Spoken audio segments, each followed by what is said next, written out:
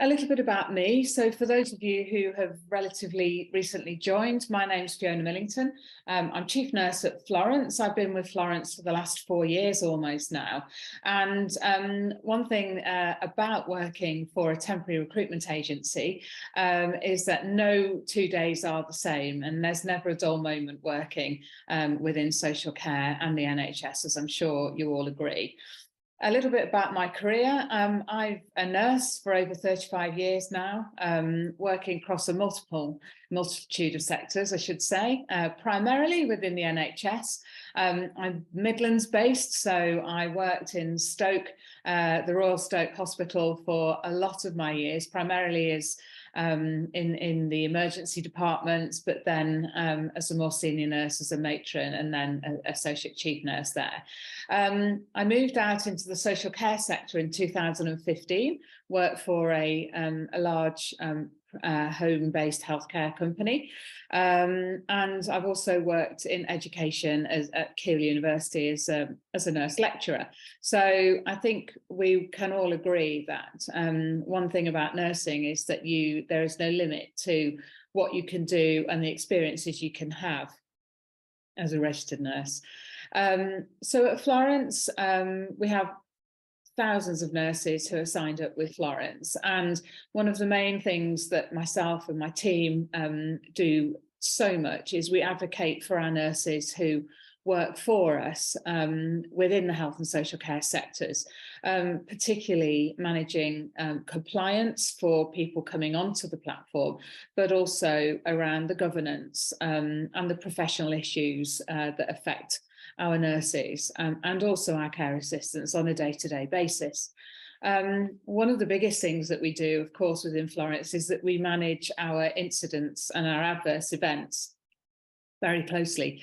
And we work very collaboratively with the care homes and the NHS wards where incidents have arisen that may include our nurses and also our care assistants. And we know that agency nursing is perhaps one of the most difficult roles, particularly in relation to you understanding the organisation where you're working, but also the residents and patients you may be looking for after, and also the teams that you may be working for and with. Next slide, please, Samantha, thank you. Joining me on this webinar is my very good colleague Shakti Masoon. He is the head of NHS operations at Florence. He's got many years of experience working with nurses in the NHS. And today, if any of you are thinking about joining Florence, particularly to work within the NHS sector, then Shakti is your guy to talk to. He knows everything there is to know about NHS compliance, and he'll be very happy, or one of his team will be very happy to talk to you about joining Florence as an NHS nurse. Next slide, please. So why might you become an agency nurse? And I think this is a question that a lot of people do ask me, particularly around the uncertainty that sometimes agency nursing can bring, particularly for the things that I've mentioned previously. Next slide, please, Tamana. Well, people tell us, agency nurses tell us that they join agencies for all sorts of reasons. And obviously one of the main reasons at the moment is the cost of living.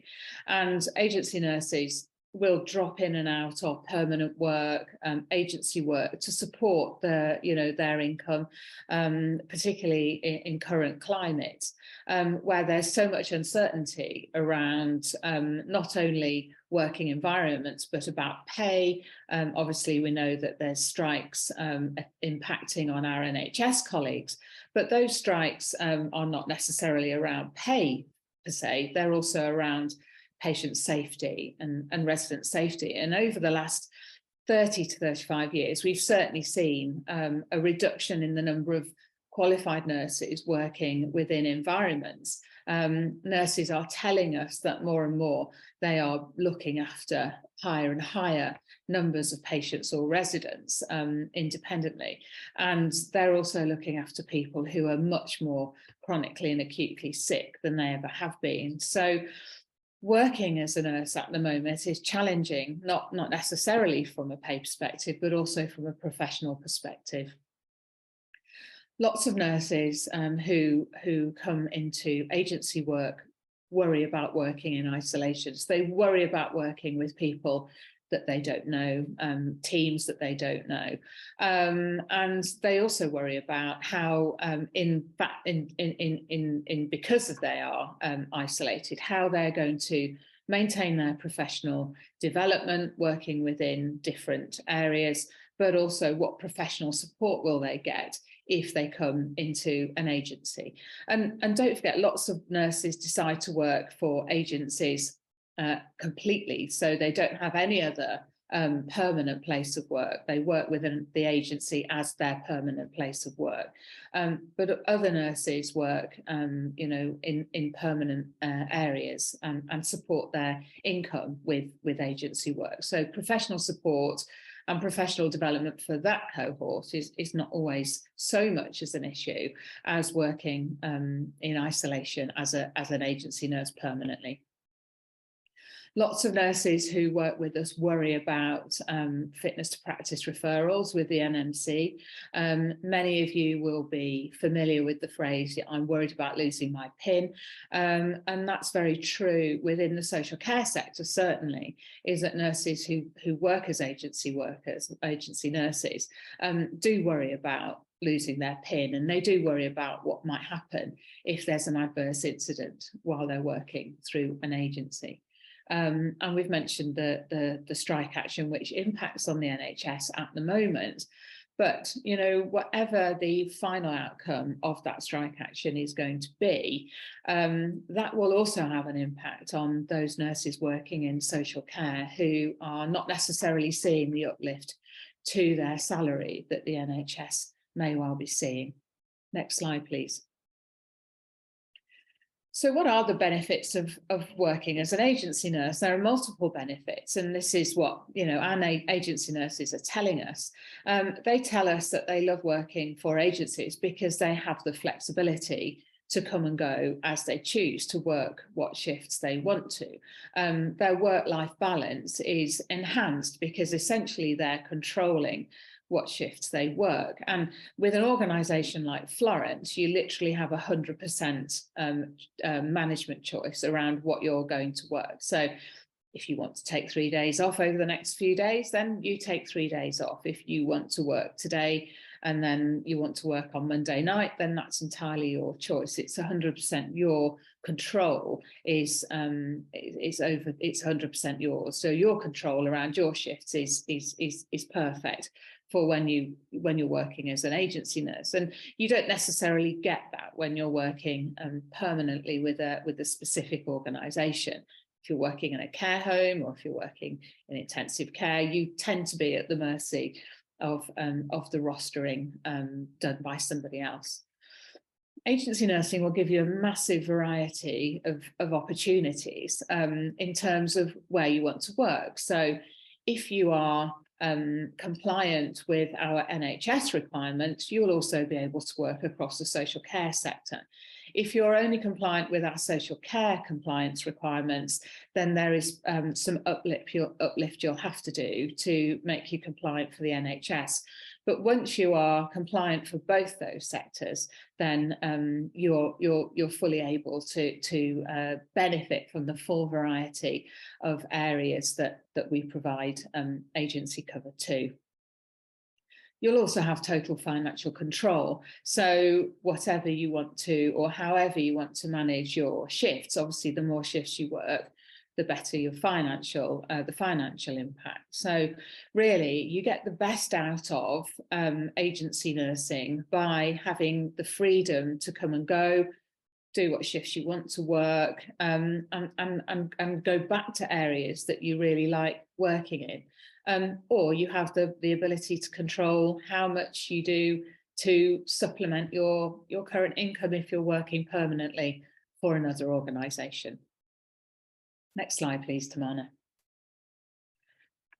So how do you keep yourself safe? What's the thing that's most important when you're working as an agency nurse?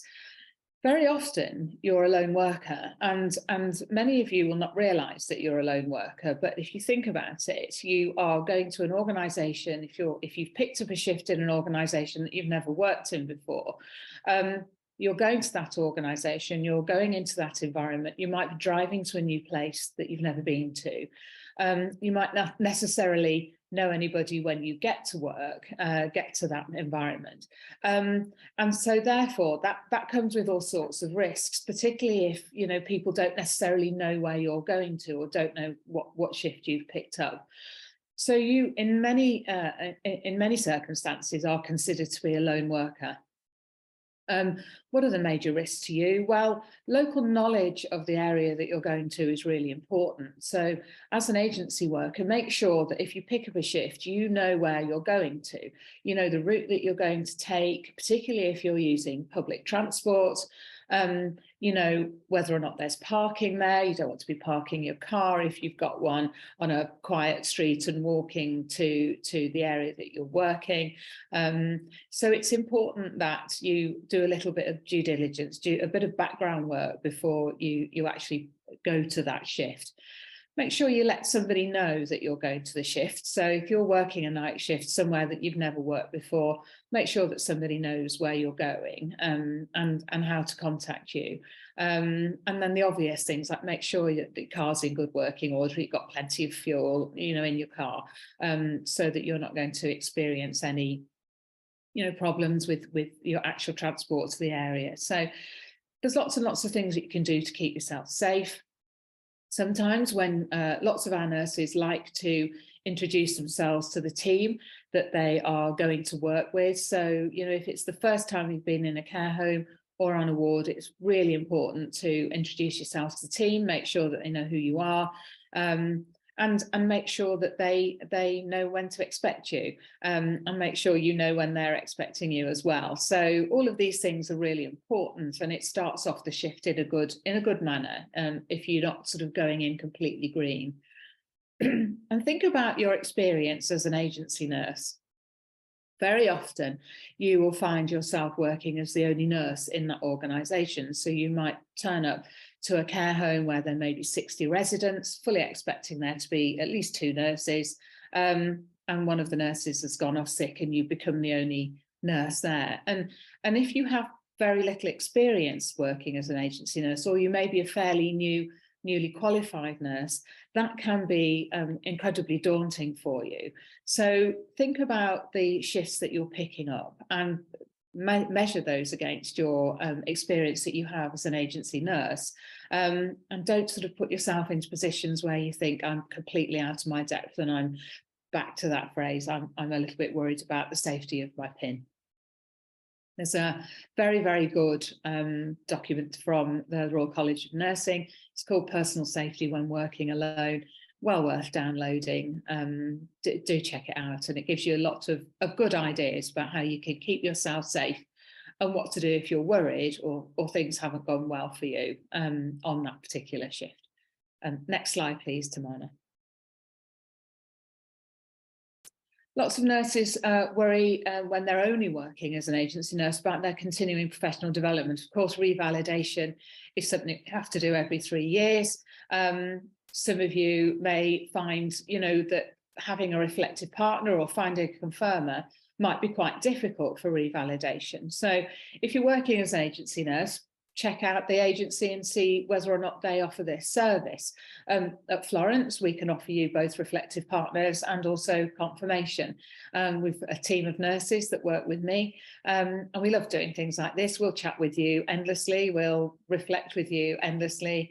We love to hear about your experiences. We love to support you with revalidation. So revalidation at Florence is something we actively encourage you to join us doing. Statutory and mandatory training. Of course, at Florence, we have our Florence Academy, which is free and freely available to everybody who's signed up for Florence. And even if you're not signed up for Florence, I think you can have access to statutory training. Statutory training is costly if you're doing it outside of your organisation.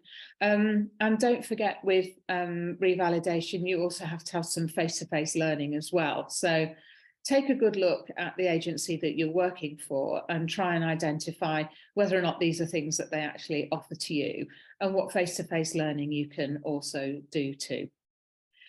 And then with personal development, particularly for our nurses working in Scotland, where we're a registered agency, appraisals and supervisions are always quite a challenge to get somebody to do if you don't really know them very well, or if you don't work with them all the time.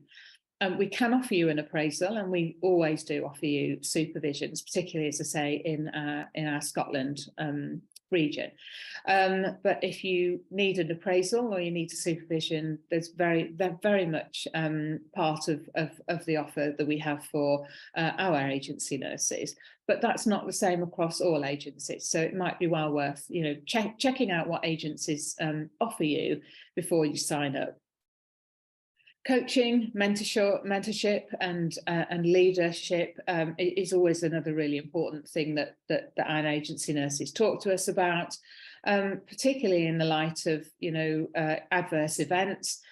If something goes wrong, what kind of coaching, what kind of mentoring do the agency offer? And again, it's something that we offer at Florence. We will mentor people and coach people through adverse events if that incident occurs with you. Next slide, please. Adverse incidents are things that happen every day. And I think over the last 10 to 20 years, we've become acceptant of the fact that events happen. Some of them are out of our control. Some of them are as a result of poor practice or lack of knowledge or context where you are more at risk for experiencing or having an incident happen to you or by you. And most incidents reported to our organisation are very low level. There are no harm or near miss incidents, which are relatively easily managed, as long as you're aware that incident has happened and you're able to think about how that incident might have occurred. And when you're working with Florence, when an incident happens which involves you, you will be contacted by our incident team to provide a statement to us, so that we can best support you with understanding that incident and then closing that incident off as soon as possible.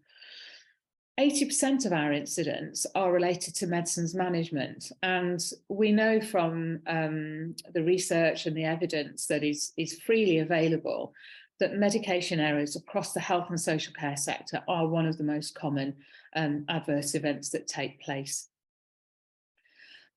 The other 20% relate to, I have to remember, thanks to Anna, the other 20% relate to poor professional behaviour or suboptimal clinical practice. And those things may be just poor attitude or poor perceived attitude, I should say, while you're on shift, or practice that is not up to date, or practice that is not appropriate or effective. So 80% of the incidents that we look after are related to medications management. And as you will know, it's a major part of a nurse's practice, but it's also one of the things that can most commonly go wrong because it's something that we do very frequently. Next slide. And I think this applies to everybody, really. If something goes wrong in your clinical practice, whether you're working as an agency nurse or as a permanent nurse, whether you're in the NHS or in the social care sector, don't panic about it. Things go wrong. We're human beings, and things will always go wrong. Make sure you report the incident to an appropriate person. So don't not report the incident. Don't keep quiet about the incident. Report it to an appropriate person. That might be the home manager, that might be the ward manager, that might be the clinical lead, or that might be to us in Florence if you're working through Florence. So complete an adverse incident report, a DATIX, which is synonymous with incident management. Lots of care homes still use paper incident management reports, which is slightly challenging, but whatever you do, complete an incident report and document all the actions you've taken, even the most minor actions. Make sure you document them, because you never know when you're going to need to look back at that incident report and refresh your memory about what happened. And then take time to compile a statement of the events. And taking time is really important. Don't just quickly write a statement. Don't just agree to give a verbal statement to somebody.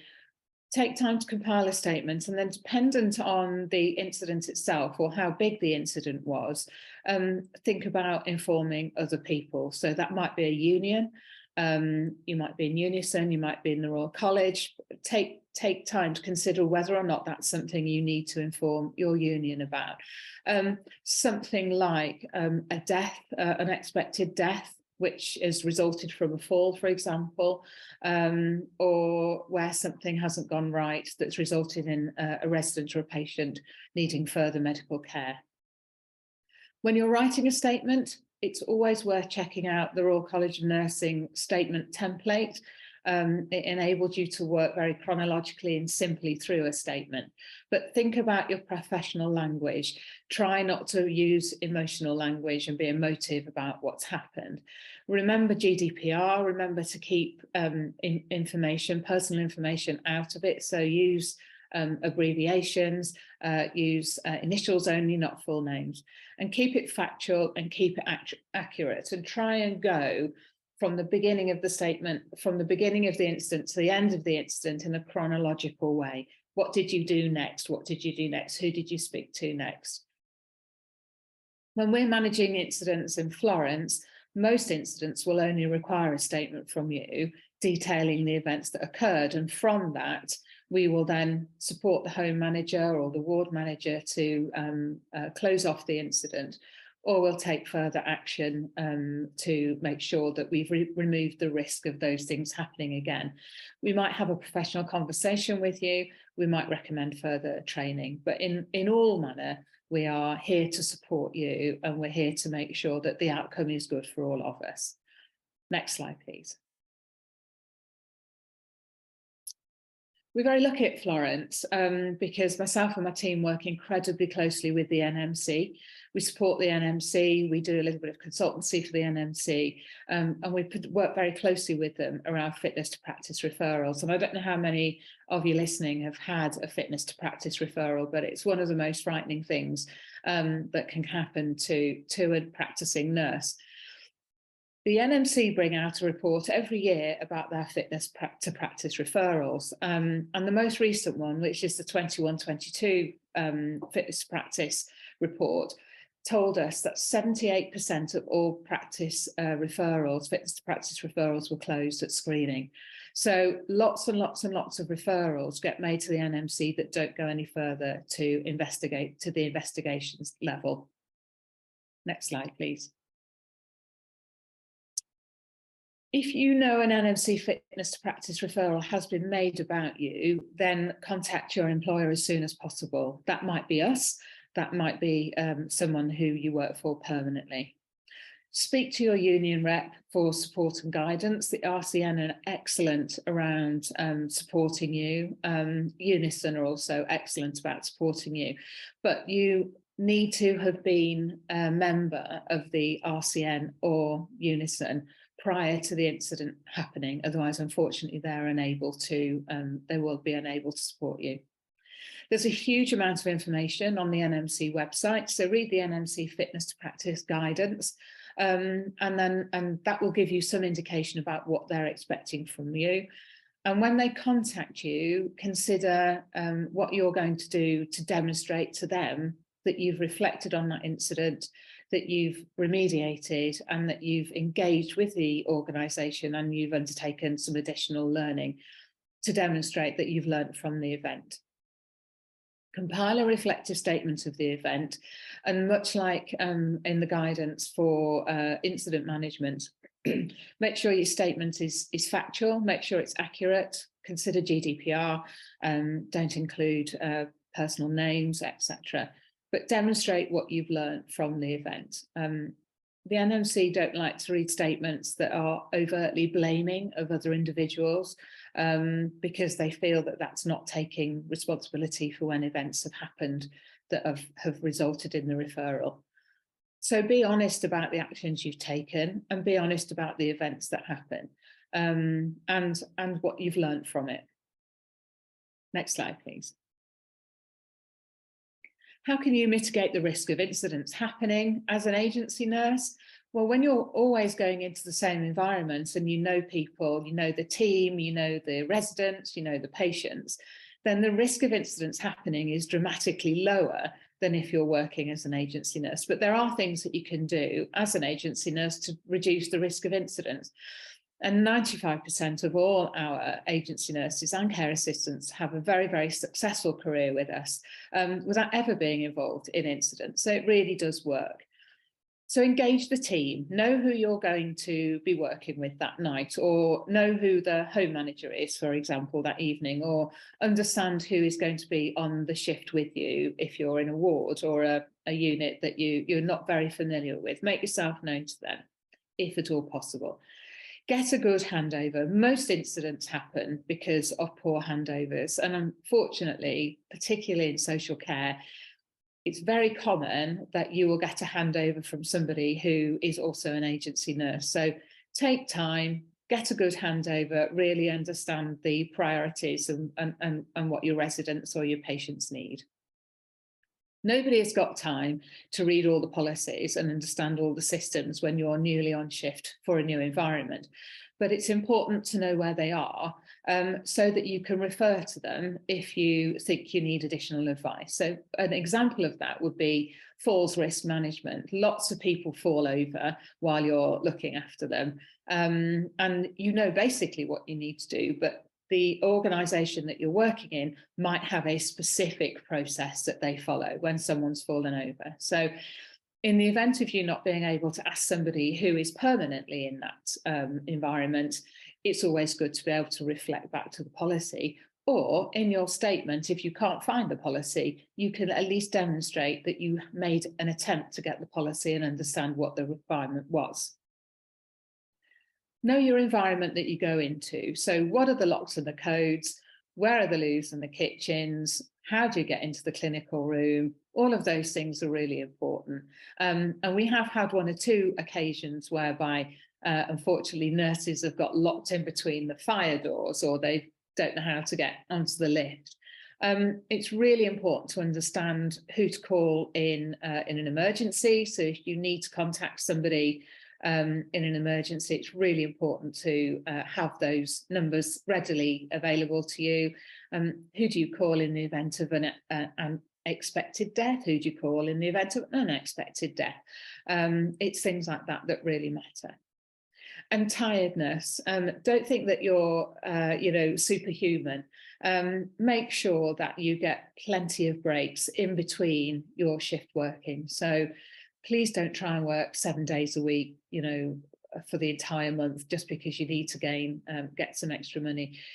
The more tired you are, the more risk you are at for something happening, whether that's an adverse event or whether you make a mistake or whether something happens when you're traveling backwards and forwards. It's really important that you make sure that you have enough time off in between shifts so that you can refresh yourself and go back into your next shift fully able to work and fully rested.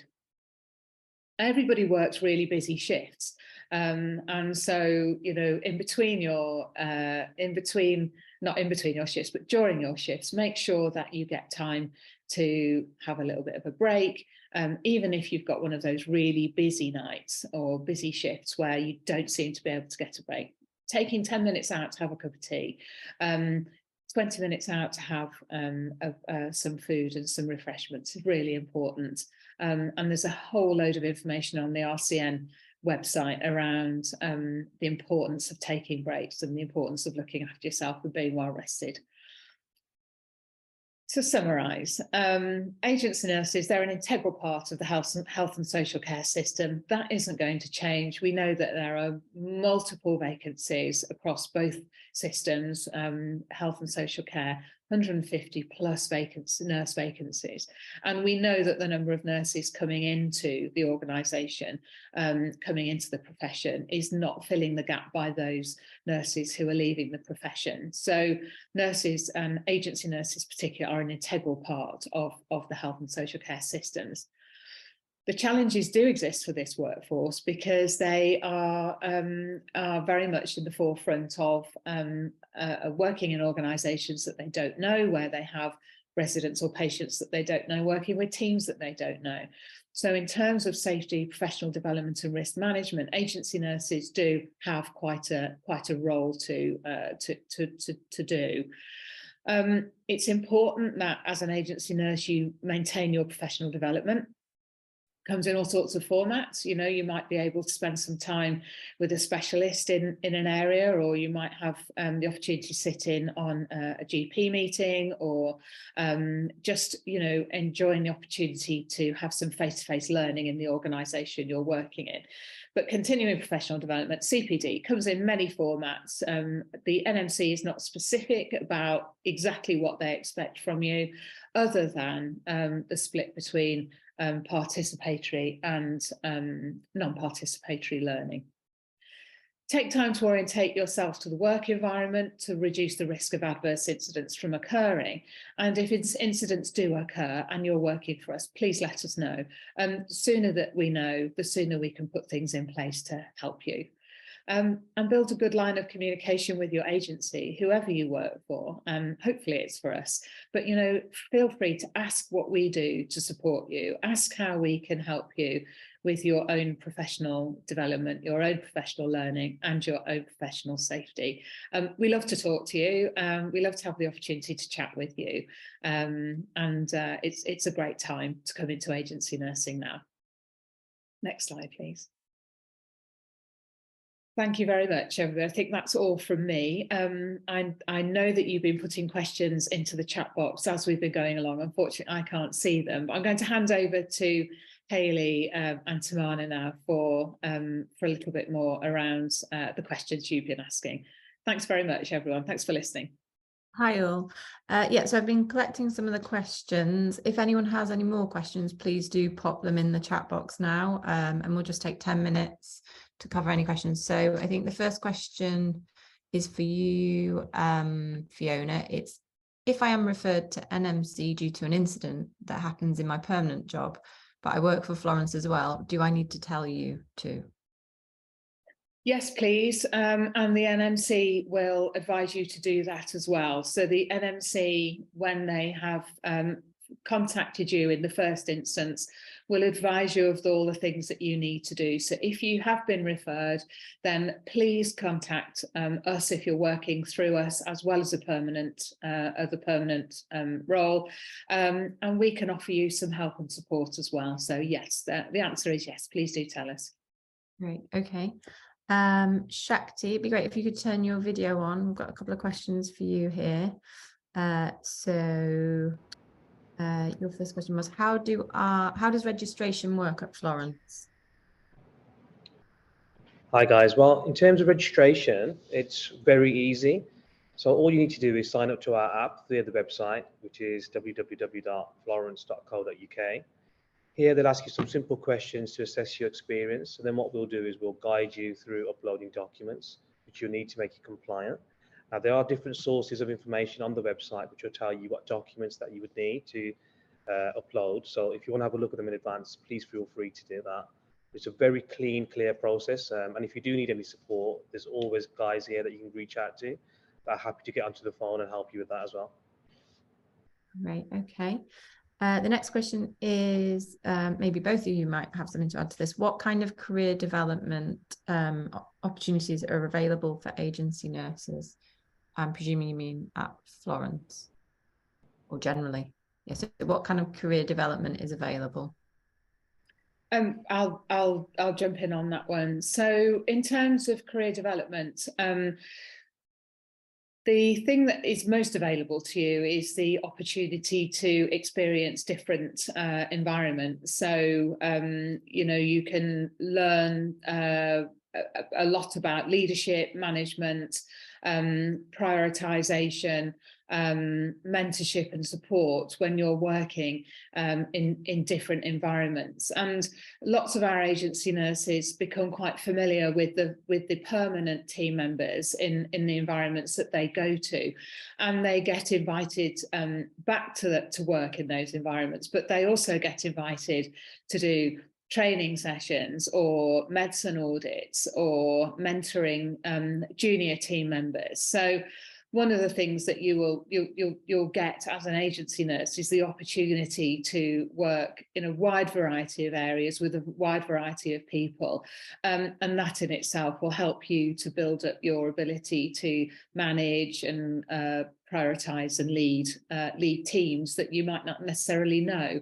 I think once you've been an agency nurse for a length of time, you develop a certain confidence about, just having confidence in yourself and your ability to handle new experiences and to get the most out of what you're doing. So that's one of the things that I would say mostly about agency nurses, is the ability to build up the confidence that you have in yourself and your professional practice. I think it's probably also worth mentioning our academy platform as well, for more like the educational aspect that Florence offers. So free CPD training courses that we offer to all our nurses and care workers. So that's, it's obviously not the actual experience we're gaining on the job, but it's more the educational side of it that we offer also. Absolutely. And it's if you go onto Florence Academy, you'll see that there's around 74, 75 different modules that you can do. And they vary from, the management of incidents all the way through to the mandatory training that people are required to have to be compliant, to things like antimicrobial stewardship, and there's a huge variety of modules available. Just go in and have a little look at them, and all of them are CPD accredited, and all of them are relevant for revalidation purposes as well. Okay, thanks. So one for you, Shakti, I think. So I'll try and paraphrase this a little bit. Are your rates negotiable at all? Registered previously with Florence, and you only had nursing home shifts, and at the time the person wasn't quite comfortable with the rates. So I don't know if you can speak to that, Shakti. Yeah, in terms of rates, they vary across where you work in terms of ward or hospital. Now, you may have experienced us having nursing home shifts beforehand, but now we have got a lot of clients that we work with who are just NHS. So the rates have got a lot higher in some situations. In terms of negotiable, we always offer you the best rate we can. So I don't think you'd need to negotiate, but there are many different options. And if you want to reach out to one of the team, we can go and discuss that depending on where you're looking to work and what area, because every place will have a different option and different rate. So I hope that helps. Thanks, Shakti. So similarly, what areas and specialisms do you have work, and what are the rates of pay? Okay, so in terms of work, we're constantly engaging with new trusts daily. But if we look at hotspots where we have a lot of work consistently, one with the Midlands, so Birmingham, Shrewsbury, Telford. We have a lot of work up north within the Preston, Manchester and North Tees. And in the East Midlands, we have a lot of work in Leicester. Again, the rates there, they normally vary they start at £25 an hour, I can go up to £55 an hour. Again, as I said previously, it all depends on the type of wards you work in and the location of the hospital. So again, what we can do is, if you need to discuss that further for any reason, please do get in touch. And another question I saw on there, I might just jump in now that we're talking about rates, is we do pay weekly. So you get paid every week. I think it's on the Thursday or Friday, but it's every week. Great. So there's a question here. I'm an A&E nurse. How do I transition to social care? So what you can do is, we normally deal with, my department normally deals with a lot of NHS, but we have got a massive team that deals with social care. So all you need to do is, if you get in touch, we can pass your details across and we'll get someone to give you a call. It's a very easy transition. It won't be a problem whatsoever. Fantastic. Thank you, Shakti. One here for you, Fiona. It says, when you mentioned keeping yourself safe, going into different areas and environments when driving, what happens if you don't drive and are dependent on public transport? Absolutely, and lots of our nurses and care assistants are dependent on public transport.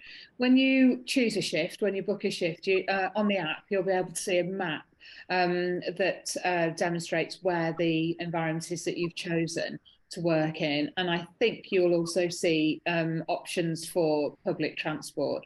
Again, the same thing, if you're using public transport, make sure that, for example, if you're using buses, make sure that they stop in a place where it's easy for you to get to the care home, for example, or the hospital. Most hospitals, when you're using public transport, have got direct public transport going to them, so they're usually fine. In social care, though, lots of these care homes are sort of down little quiet country lanes or a little bit off the beaten track. So it's really important to check that the public transport takes you to where you need to be without you having to walk, too far. Particularly if you're on a night shift. Check that the public transport takes you to where you need it to take you, or use a trusted taxi firm that will take you to the door and then will pick you up again when your shift finishes. Okay, I'm not sure if this is a question or a comment, but it's an interesting conversation, I think. Someone said, gosh, nobody has mentioned how difficult it is to engage with already established teams in clinical areas. If your face does not fit, it won't ever fit, no matter what qualifications you have. I think that's quite an interesting conversation, isn't it? Because I hear a lot of positivity from our nurses going into as an agency nurse now, because it's becoming much more widespread. So interesting to see what you say, Fiona. That's a very interesting comment. Thank you for whoever raised that, because you're quite right. And I think lots of times nurses and care assistants will go into new teams and be treated really well, and they will tell us how well they've been treated and actually how well they're valued. Particularly, we saw this during the height of COVID, when obviously so many people are self-isolating. It's strange to say those words now because it seems so long since I've used them, but and agency nurses were brilliant. They went in and out of those homes. They supported home managers. They supported the clinical teams. They were absolutely awesome. And 9 times out of 10, we still have that experience where agency workers, nurses or care assistants are really, really valued. You will always get that occasion where you might walk into a care home and the team are a bit disgruntled, or people don't like agency workers, or there's this myth that agency workers are getting far more money than I'm getting when I'm in that I'm on that shift. And unfortunately, you'll never get away from that situation. But what the suggestions that we make to you is that engaging with the team or meeting the home manager, if you're going to a brand new place for the first time, doing as much as you can to meet that team and know who that team might be, will help to sort of get rid of some of those barriers. Always communicating with the team, always trying to understand what their usual processes are and their regimes and how they work, will really help. But I think if you come across a really difficult scenario, a really difficult situation whereby they really aren't working with you, then the most important thing is to make sure you escalate that as a problem. Let us know at the end of the shift, or if you need to speak to somebody partway through your shift, then please call us. And just do as much as you can to make sure that you keep both yourself safe and the people that you're looking after. And documentation is always a really powerful tool in that respect. And then wait to speak to one of the management team when they come in. For example, if you've worked a night shift, when they come in the morning, or speak to them during the shift if it's during the day and you're really struggling to get that kind of engagement. But thankfully, those kind of scenarios are very far and few between. We don't hear of that very often, but when they do, they can be quite destabilizing, I think, particularly if you're the only nurse trying to run that shift. So let us know, raise it as a concern, and don't take it personally. Okay, great. Do we have time for one more question, I think? Okay, so last question is, do you have shifts in nursing homes in the East Midlands?